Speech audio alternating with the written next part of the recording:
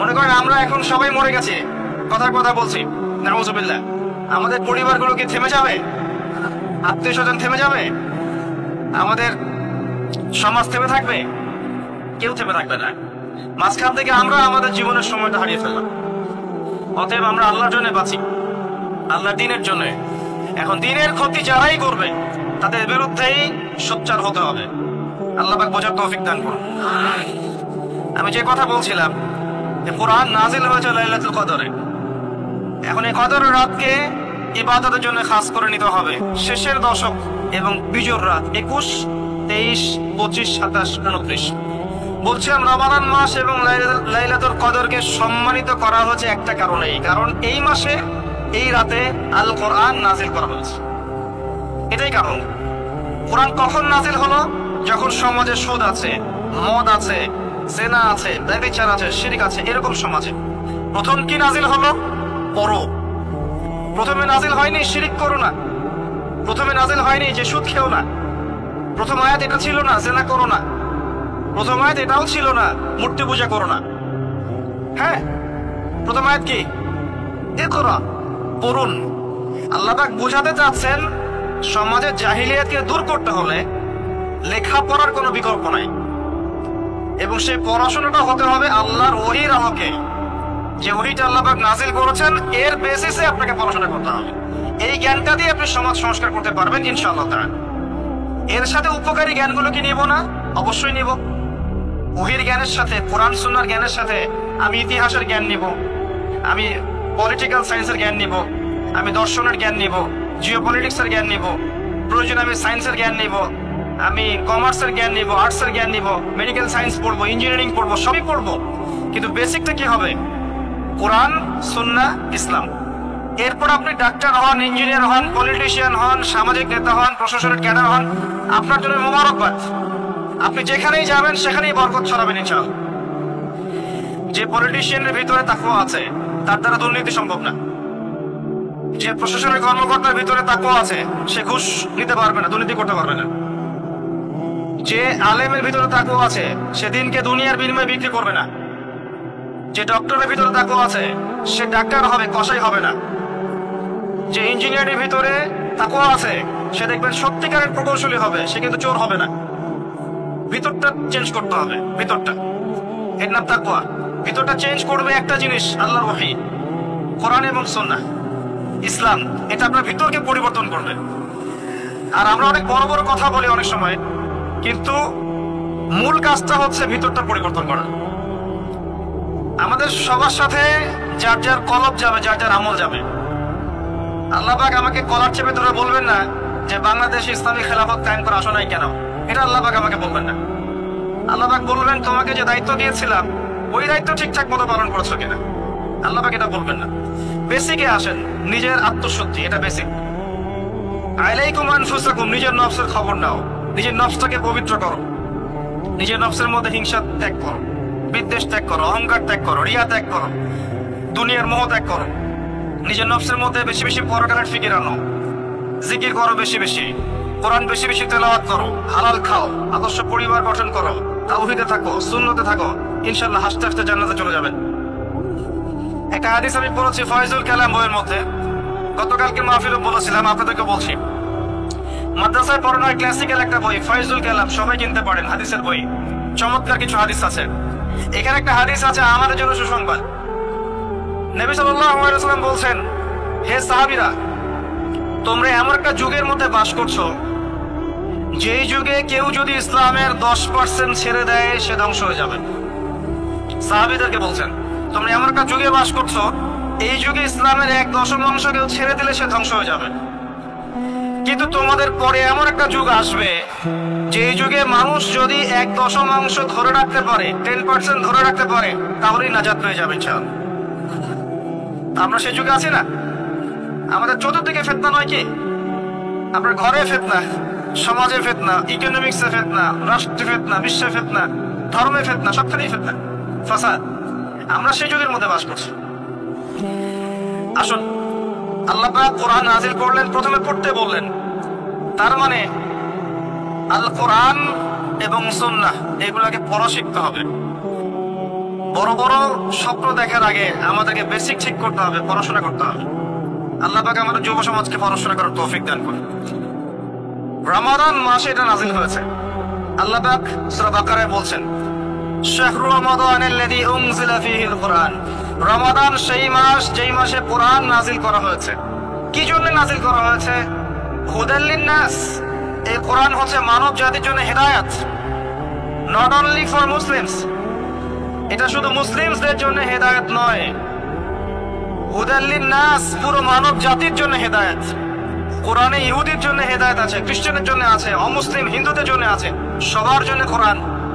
এটা সাম্প্রদায়িক কোনো কিতাব নয়, এটা টোটালি অসাম্প্রদায়িক একটা বই। আল কোরআন যে কেউ পড়তে পারে। এটা কারো পৈতৃক সম্পত্তি নয় যে একটা শ্রেণীর মানুষই পড়বে বাকিরা পড়বে না, সবাই পড়বে ইনশাআল্লাহ তাআলা। এটা আল্লাহর কিতাব, আল্লাহর কালাম। হুদাল লিন-নাস ওয়া বায়িনাতিন মিনাল হুদা। এটা হচ্ছে সত্য মিথ্যার মানদণ্ড, বায়িনাত সুস্পষ্ট মানদণ্ড। আর কি ওয়াল ফুরকান, প্রমাণ, হুজ্জাত, দলিল। এটা আল্লাহ পাক কোরআন সম্পর্কে বলছেন। একটা জায়গায় চলে যাই, চলেন সূরা নাহল এর 89 নম্বর আয়াতে চলে যান। আল্লাহ পাক বলছেন, ওয়ানাজ্জালনা আলাইকাল কিতাব। হে নবী, আমি আপনার প্রতি এমন একটা কিতাব নাযিল করেছি, অর্থাৎ আল কোরআন। ওয়ানাজ্জালনা আলাইকাল কিতাব তিবয়ানান লিকুল্লি শাই। যেই কিতাবটা প্রত্যেকটা বিষয়ের ব্যাখ্যা। আপনি কি আমার কথা শুনতে পারলেন? আল্লাহ বলছেন কোরআন প্রত্যেকটা বিষয়ের ব্যাখ্যা। আপনার ব্যক্তি জীবন এখানে আছে, আপনার ব্যবসায়িক জীবন এখানে আছে, অর্থনৈতিক জীবন এখানে আছে, পারিবারিক জীবন এখানে আছে, সামাজিক লাইফ এখানে আছে, সবকিছু আছে। তিবিয়ানান লিকুল্লি শাই, প্রত্যেকটা বিষয়ের ব্যাখ্যা এখানে আছে। তিবিয়ানান লিকুল্লি শাই ওয়া হুদা ওয়া রাহমাতান ওয়া বুশরা লিল মুসলিমিন। এই কোরআন হচ্ছে হেদায়েত এবং রহমত, দয়া। ওয়া বুশরা লিল মুসলিমিন, মুসলিমদের জন্য সুসংবাদ। এই কোরআন শুরুতে আছে আলিফ লাম মিম যালিকাল কিতাব লা রাইবা ফি। এটা এমন একটা কিতাব যে কিতাবের মধ্যে কোনো সন্দেহ নাই। কোন লেখক বলতে পারে আমার বইয়ের মধ্যে কোনো সন্দেহ নাই? সন্দেহের কোনো অবকাশই নাই। লা রাইবা ফি হুদাল লিল মুত্তাকিন, মুত্তাকিদের জন্য এটা হেদায়েত। মুত্তাকি কারা? আল্লাযীনা ইউমিনুনা বিল গায়ব, যারা অদৃশ্যে বিশ্বাস করে। ঈমানের 6 পিলার সবই অদৃশ্য নয় কি? আল্লাহ অদৃশ্য, ফেরেশতা অদৃশ্য, আসমানে আগের কিতাবগুলো দেখি নাই, অদৃশ্য। নবী রাসূলগণ দেখি নাই, অদৃশ্য। পরকাল, ওয়াল ইয়াউমিল আখির, ওয়াল ইয়াউমিল আখির দেখি নাই, অদৃশ্য। ওয়াল কদরি খায়রিহি ওয়া শাররিহি, তাকদীর অদৃশ্য। আল্লাযীনা ইউমিনুনা বিল গায়বি, মুত্তাকি তারা যারা গায়েবে বিশ্বাস করে, অদৃশ্যে বিশ্বাস করে। আর এখনকার শিক্ষা দর্শন আমাদেরকে শেখায় পশ্চিমাদের, চোখে যা দেখবো না বিশ্বাস করবো না। হ্যাঁ, তাদের দর্শন এরকম, যুক্তি দিয়ে প্রমাণ করতে পারবেন না, বিশ্বাস করবো না। বৈজ্ঞানিক ব্যাখ্যা দিতে পারবেন না, বিশ্বাস করবো না। সাইন্টিফিক্যালি প্রুভড হতে হবে, তারপর বিশ্বাস করবো। অনেক সময় দেখা যায় মুসলিমরাও এর গলতধারায় পড়ে যায় এবং বলে নামাজের উপকারিতার সাইন্টিফিক ব্যাখ্যা বলেন, তারপর নামাজ পড়বেন। নামাজের সাইন্টিফিক ব্যাখ্যা লাগবে, তারপর নামাজ পড়বেন। আল্লাহ পাক বলেছেন, ইয ক্বালা লাহু রাব্বুহু আসলিম ক্বালা আসলামতু লিরাব্বিল আলামিন। আল্লাহ পাক ইব্রাহিমকে বলেছেন আলাইহিস সালাম আত্মসমর্পণ করো, যখনই বলেছেন তখনই করেছেন। যখনই আল্লাহ পাক বলেছেন আত্মসমর্পণ করো, তিনি বলেছেন আসলামতু লিরাব্বিল আলামিন, আমি আত্মসমর্পণ করলাম। বাচ্চাকে জবাই করো, জিজ্ঞেস করেননি এর পিছনে বিজ্ঞান কি, যুক্তি কি, আর দর্শন কি? স্ত্রীকে রেখে আসো ওই জনমানব শূন্য জায়গায়, জিজ্ঞেস করেন নাই কারণ কি, রিজন কি, যুক্তি কি, বিজ্ঞান কি, দর্শন কি? আল্লাহ বলেছেন সামিআনা ওয়া আতা'না, এর নাম ইসলাম। আল্লাহর আদেশ যেখানে এসে যাবে এখানে যুক্তি, বিজ্ঞান, দর্শনের প্রয়োজন নাই। এই কনসেপ্টে আপনাকে মৌলবাদী হতেই হচ্ছে, কিছু করার নাই। কারণ মৌলিক বিষয় আপনাকে মেনে চলতে হবে। হ্যাঁ, প্রত্যেকটা বিষয়কে আপনি ব্যাখ্যা করতে পারবেন যদি সেই জ্ঞান আপনার কাছে থাকে, কিন্তু যুক্তি, বিজ্ঞান, দর্শনের সীমাবদ্ধতা আছে, সবকিছু ব্যাখ্যা করতে পারে না। ভালো করে শিক্ষা দর্শন হজম করে তারপর পড়াশোনা করেন। অন্যথায় আপনারা দাড়ি টুপি নিয়েও অনেক সময় দেখবেন এই যে এটা কি বলে, এথিজমের দিকে যাচ্ছেন, নাস্তিকতার দিকে যাচ্ছেন। আসেন মূল জায়গায় আসি। আল্লাহ রাব্বুল আলামিন কোরআন সম্পর্কে কথা বলছেন, লা রাইবা ফি, এর মধ্যে কোনো সন্দেহ নাই। একই সূরার মধ্যে আল্লাহ পাক বলছেন যে ওয়াইন কুনতুম ফি রাইবিন মিম্মা নাযালনা আলা আবদিনা ফাতু বিসূরাতিন মিন মিসলি, তোমরা যদি এই কিতাব নিয়ে সন্দেহ করে থাকো যে এই কিতাব আল্লাহর পক্ষ থেকে এসেছে নাকি অন্য কারো পক্ষ থেকে এসেছে, তোমরা যদি এই কিতাব সম্পর্কে সন্দেহ পোষণ করো যেটা কি আল্লাহর পক্ষ থেকে এসেছে না অন্য কারো পক্ষ থেকে এসেছে, তাহলে এর মতো কিছু আয়াত নিয়ে এসে দেখাও, একটা সূরা রচনা করে দেখাও। ওয়াদউ শুহাদাকুম মিন দুনিল্লাহি ইন কুনতুম সাদিকিন, তোমাদের যত সাক্ষী আছে, সহকর্মী আছে, তোমাদের সাপোর্ট দেওয়ার মতো যারা যারা আছে সবাইকে ডেকে নিয়ে আসো, এনে এই কোরআনের মতো একটা সূরা রচনা করে দেখো যদি সন্দেহ পোষণ করে থাকে। আল্লাহ পরে বলছেন ওয়া ইল্লাম তাফআলু, তোমরা যদি এটা করতে না পারো, ওয়ালান তাফআলু, কোশ্চেন কালেও পারবে না, তোমরা যদি এটা করতে না পারো, মানে একটা সূরা রচনা করতে না পারো, এরকম কোন কিতাব রচনা করতে না পারো, একটা আয়াতও রচনা করতে না পারো, তাহলে জেনে রাখো ফাত্তাকুন নার আল্লাতী ওয়াকুদুহা আন-নাস ওয়াল হিজারা, সেই আগুনকে ভয় করো যার ইন্ধন হবে মানুষ এবং পাথর। উইদ্দাত লিল কাফিরিন, যা কাফেরদের জন্য প্রস্তুত করা হয়েছে। আল্লাহ পাক এই কোরআনটা নাযিল করেছেন কোন মাসে ভাই? রমাদান মাসে। আসেন প্রথমে বলে নেই আমরা রমাদানকে কিভাবে পালন করার চেষ্টা করব, এরপরে আসছি রমাদানকে কেমন করে কোরআনময় করবেন, এই দুটো পয়েন্ট। এক নাম্বার, হতে পারে এই রমাদান আপনার জীবনের শেষ রমাদান। কয়েকটা কাজ আমি বলি। প্রথম কাজ হচ্ছে নিয়াত করতে হবে যে এই রমাদানটাতে আমি আমার সমস্ত গুনাহ মাফ করানোর চেষ্টা করব।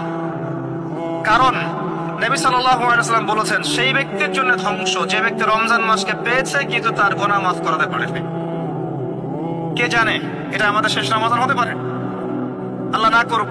আমরা দোয়া করি আল্লাহ পাক আমাদেরকে বেশি বেশি রমাদান দান করুক, বেশি বেশি লাইলাতুল কদর দান করুক। প্রথম শুরু হচ্ছে আপনি মাসের বাজার আগে করে ফেলবেন। আমি একটু প্র্যাকটিক্যাল কথা বলবো আর কি। আপনি রমাদান মাসের বাজার এই শাবান মাসে করে ফেলার চেষ্টা করেন, পারলে ঈদের শপিংটাও করে ফেলার চেষ্টা করেন, রমজান মাসে বেশি বাইরে যাবেন এবং টাকা পয়সা নিয়ে গিয়ে স্ত্রী সন্তানের হাতে দিয়ে দিবেন না, যাও বাইরে গিয়ে মার্কেটিং করে আস, এই ভুলটা করতে চান। নিজে পরিবেশ নষ্ট করবে, রোজার যে আধ্যাত্মিকত্ব নষ্ট হবে, আরো হাজারটা যুবকের চোখের জানা করা প্রয়োজন নাই। আপনি পরিবারের কর্তা, লিস্ট করে ফেলেন, আপনাকে আল্লাহ পাক যতটুকু সামর্থ্য দিয়েছেন মূল জিনিসগুলো কিনে রেখে দেন, আর বাকি টুকটাক বাজার আপনি করবেন। আর যখন বাজারে যাবেন একটা দোয়া পড়বেন, আপনি 10 লক্ষ নেকি পাবেন ইনশাআল্লাহ। কত লক্ষ? 10 লক্ষ। দোয়াটা শিখাচ্ছি। দোয়াটা হচ্ছে লা ইলাহা ইল্লাল্লাহ ওয়াহদাহু লা শারীকা লাহ লাহুল মুলক ওয়া লাহুল হামদ ইহয়ী ওয়া ইউমীত ওয়া হুয়া হাইয়ুন লা ইয়ামুত বিয়াদিহিল খায়রু কুল্লুহু ওয়া হুয়া আলা কুল্লি শাইইন কাদির। একবার পড়লে 10 লক্ষ নেকি পাবেন বাজারে গিয়ে। কেন পাবেন? কারণ বাজার সবচেয়ে নিকৃষ্ট জায়গা, যেখানে গেলে মানুষ আল্লাহকে স্মরণ করে না। সেখানে গিয়ে আপনি আল্লাহকে স্মরণ করেছেন, এই জন্য আল্লাহ পাক ডেকে দিবেন ইনশাআল্লাহ। আসেন, এটা করার পর ঈদের যে শপিংটার কথা বলছি, এটা এই কারণে বলছি, লাস্টের দশকে আমরা ঈদের শপিং এ বেশি ব্যস্ত থাকি, এতে করে লাইলাতুল কদরটা আমরা হারিয়ে ফেলি। লাস্টের দশক আমরা হয় ইতিকাফ করব, না হলে বাসায় নামাজ পড়বো, পরিবার বর্গকে নিয়ে রাত জাগবো। পারা যাবে ইনশাআল্লাহ? তারাবির নামাজ তো পড়বোই ইনশাআল্লাহ জামাতে। এবং আপনি 20 পড়েন আর 8 পড়েন, আপনি নামাজের কোয়ালিটিটাকে ভালো করার চেষ্টা করেন, নামাজের কোয়ালিটিটাকে বেস্ট করেন, ধীরে ধীরে তেলাওয়াত করেন, ধীরে ধীরে রুকু সিজদা করেন, নামাজটাকে এনজয় করেন, সময় নিয়ে, টাইম নিয়ে, 2 ঘন্টা সময় লাগুক, 3 ঘন্টা সময় লাগুক, এনজয় করে নামাজ পড়েন। আল্লাহ পাক তৌফিক দান করুন। এরপর শেষ রাতে আবার ওঠেন, পরিবার বর্গকে নিয়ে নামাজে দাঁড়ান, একসাথে জামাত করে নামাজ পড়েন, পরিবারে নফল নামাজ পড়েন, বাসায় বরকত হবে ইনশাআল্লাহ। রাত জাগেন, বেশি বেশি দোয়া করেন, একটু তেলাওয়াত করেন, একটু জিকির করেন, তাসবিহ তাহলিল করেন, রাতটা কাটিয়ে দেন। শেষের দশকে মার্কেটে ঈদের শপিং করতে যাবেন না। ঈদের খুশি আছে, ঈদের আনন্দ আছে, ঈদের ভালো পোশাক পরবো, সব ঠিক আছে। এই খুশি কাদের জন্য? قد أفلح من تزكى وذكر اسم ربه فصلى। কার জন্য ঈদের খুশি? যে ব্যক্তি রমজান মাসে আত্মশুদ্ধি অর্জন করতে পেরেছে, রোজা রেখেছে, যাকাত দিয়েছে, নামাজ পড়েছে, লাইলাতুল কদরের রাত জেগেছে, তারাবি পড়েছে, ইত্যাদি ইত্যাদি, এই ব্যক্তি আত্মশুদ্ধি অর্জন করেছে, এই ব্যক্তির জন্য ঈদের খুশি। যে রমজান মাসে সিনেমা দেখেছে, সিনেমা শুটিং করেছে, পর্নোগ্রাফি দেখেছে, সুদ খেয়েছে, শিরক করেছে, বেদাত করেছে, হারাম খেয়েছে, এর জন্য ঈদের খুশি। মানুষকে ঠকিয়েছে, ব্যবসায় মাল কম দিয়েছে, পণ্য মজুত করেছে, ইচ্ছা করে দ্রব্যের দাম বাড়িয়েছে, সরকারকে বিব্রত করেছে, জনগণকে দুর্ভিক্ষের দিকে ঠেলে দিয়েছে, এদের জন্য ঈদের খুশি? কখনো না। ঈদের খুশি তাদের জন্য যারা আত্মশুদ্ধি অর্জন করতে পেরেছে। আল্লাহ পাক বোঝার তৌফিক দান করুন, আমিন। এটা প্রথম টিপস দিলাম আপনাকে। এবার আসেন, আপনি রমাদানে প্ল্যান করবেন যে আপনার জীবনে বড় বড় পাপগুলো কি কি হয়েছে। এই পাপগুলো যদি মানুষের সাথে জড়িত হয়ে থাকে, আপনি মানুষের সাথে গিয়ে গিয়ে ক্ষমা নিয়ে নেবেন। কারো টাকা নিয়েছেন, দেন নাই, দিয়ে দিবেন। কারো সম্পত্তি পায়, দেন নাই, দিয়ে দিবেন। কারো হকটা নষ্ট করেছেন, গালি দিয়েছেন, গীবত করেছেন বা তহমত দিয়েছেন, অপমান করে ইত্যাদি, ক্ষমা চেয়ে নেবেন। রমাদান মাসে মানুষের হকটা দিয়ে দেন। আল্লাহর কাছে জড়িত যে পাপগুলো আছে, এটার জন্য ইস্তেগফার যথেষ্ট। খালি যদি বলেন আস্তাগফিরুল্লাহাল্লাযী লা ইলাহা ইল্লা হুয়াল হাইয়ুল কাইয়্যুম ওয়া আতুবু ইলাইহি, 1 সেকেন্ডের মধ্যে আল্লাহ পাক আপনার সমস্ত পাপকে নেকি দিয়ে পরিবর্তন করে দিবেন ইনশাআল্লাহ। এবার প্র্যাকটিক্যালি যাবেন, সেহরি করবেন। সাহরির মধ্যে বারাকা আছে। সাহরি না, উচিত না, সাহরির মধ্যে বারাকা আছে। একটা খেজুর হোক, 1 গ্লাস পানি হোক, আপনি সাহরি করবেন, এর মধ্যে বারাকা আছে। এবং সাহরির সময় এমন ভাবে খাবেন না যে এটা আপনার জীবনের শেষ খাওয়া। কথা বুঝতে পারছেন? এত বেশি আইটেম করতে যায় না, এত বেশি ভোগ বিলাসী হয়ে গেলে রোজার আধ্যাত্মিকত্ব থাকবে না। সেহরিতে অল্প খান। যদি খেতে হয় পেটের 3 ভাগের 1 ভাগ খান, 1 ভাগ ফাঁকা রাখেন, 1 ভাগ আপনি পানি দিয়ে পূর্ণ করেন। এখনকার কিছু তথাকথিত আশিকা রসুলের মতো হতে যায় না, যাদের ভুঁড়ির জ্বালায় চেয়ারে বসতে পারে না, এই কাজ করতে যায় না। এটা মুসলিমদের স্বভাব হয় না। আমরা পরিশ্রমী জাতি, কর্মঠ জাতি, আমাদের এসব স্বভাব হয় না।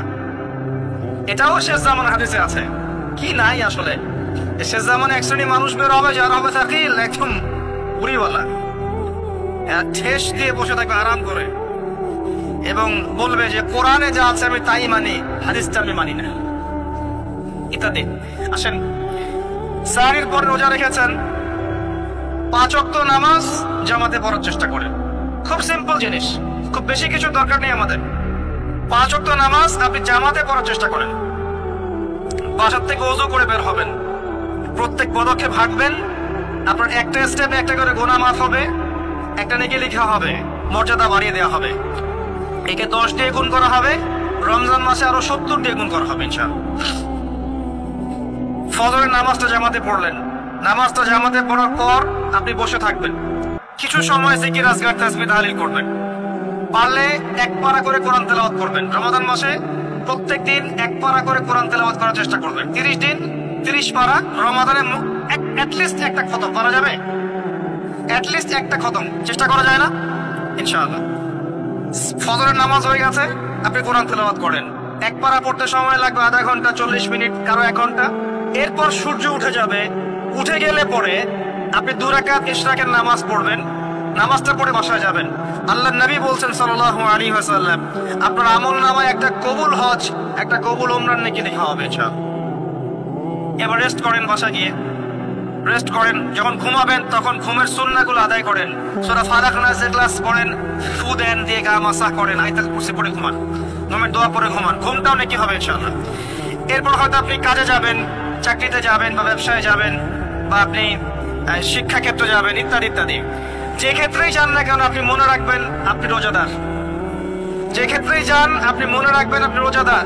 আমি কারোর সাথে এখন ঝগড়া করতে পারবো না, কারোর সাথে এখন মারামারি করতে পারবো না, আমি কারো গীবত করতে পারবো না, আমি মিথ্যা বলতে পারবো না, আমি মাপে কম দিতে পারবো না, আমি জনগণকে ঠকাতে পারবো না, আমি রোজাদার। এটা মনে রাখবেন। এটা মনে রাখলে পরে দেখবেন ইনশাআল্লাহ তাআলা আপনি আল্লাহকে পাচ্ছেন, আল্লাহর মারিফত পাচ্ছেন।